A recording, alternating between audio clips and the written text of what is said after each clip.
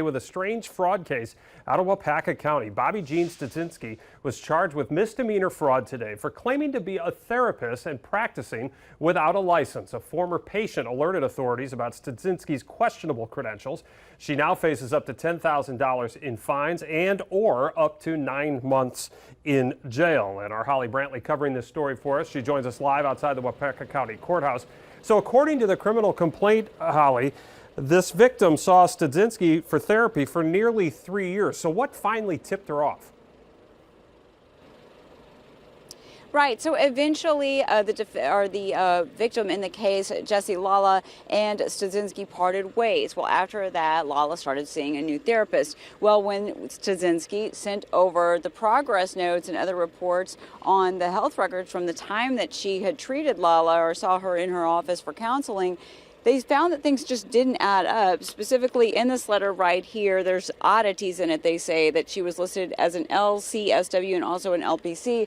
They say that a normal therapist would not, or a legit therapist would not list things that way. They also noticed other oddities in the notes, the way that she described Lala. Well, that's why they started doing their own homework, started checking with different boards in Wisconsin, and there was no records of a license for Bobby Stadzinski or her business, Raintree Wellness Counseling, at all. And that is when Lala decided to report the case to authorities. Okay, so she paid a fair amount of money over those 3 years. Does the victim now have recourse to get that money back?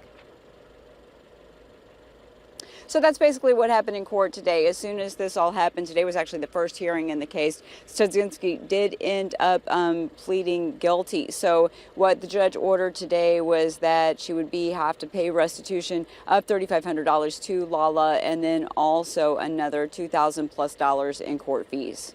All right. So again, you spoke with the victim. Why did she come forward with this? Holly, we've talked about on this program and many others, there is a shortage of mental health professionals out there right now. So why did she want to talk? Is this a cautionary tale for others?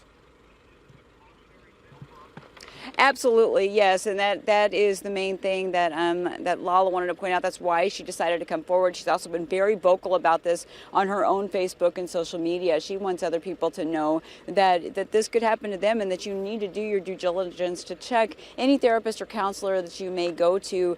Make sure that they are licensed, and if there's any other people in Waupaca County or beyond that may have been treated here, they hope that law enforcement and prosecutors say they encourage those people to come forward. All right, Holly, thanks so much for that update. That's a very different case for sure.